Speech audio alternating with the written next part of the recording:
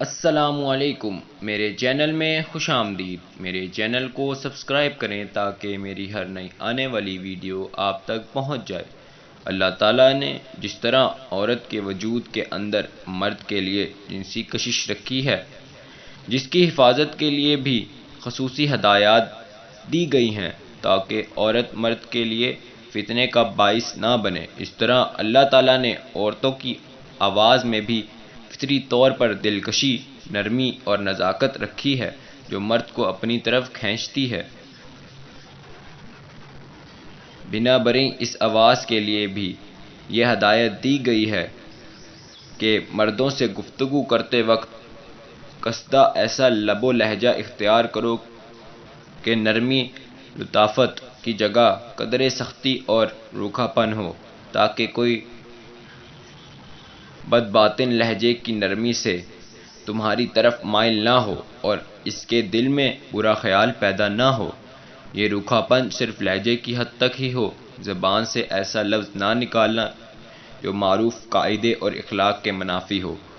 Note: میری پیاری بہنوں، جیسا کہ انٹرنیٹ ایک دنیا کے مافک ہے، یہ پرہجوم بازار ہے۔ اگر آپ اس میں داخل ہو گئیں تو آپ پر بھی ہر وہ حکم شرعی نافذ ہوگا جو کہ باہر کی دنیا میں آپ پر نازل ہوتا ہے۔ مثلاً باہر کی دنیا میں پردہ کا حکم ہے تو نیٹ کی دنیا میں بھی پردہ کا حکم ہے کہ آپ اپنی تصویر کسی کو مت بھیجیں۔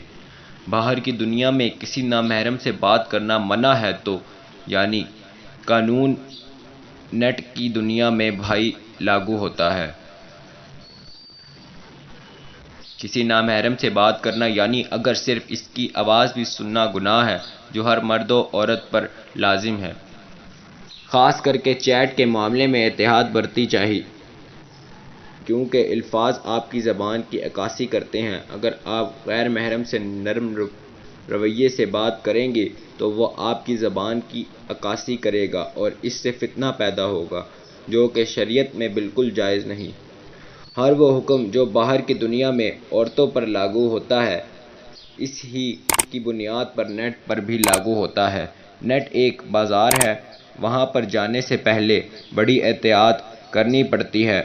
ایک غلطی کی وجہ سے عزت جانے کا خطرہ رہتا ہے۔ اگر آپ بازار میں جائیں گے تو آپ کو شریعت کے دائرے میں مجبوری کی حالت میں نکلنا پڑے گا، تو اسی طریقے سے نیٹ پہ ایک دنیا ہے جہاں دین کی خاطر جانے پر اپنے آپ کو شریعت کے دائرے میں ڈھانپنے کی اشد ضرورت ہے۔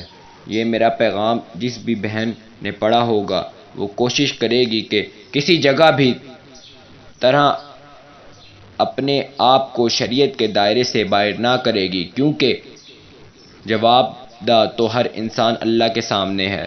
انشاءاللہ نامحرم مرد ہو یا عورت، سب پر یہی قانون لاگو ہوتا ہے اور ہر اچھے اور اللہ سے ڈرنے والے مسلمان کو ان اللہ کے قوانین کی پاسداری کرنی ہوگی کہ آخرت میں اللہ کی ذات کے سامنے سرخرو ہو سکے انشاءاللہ۔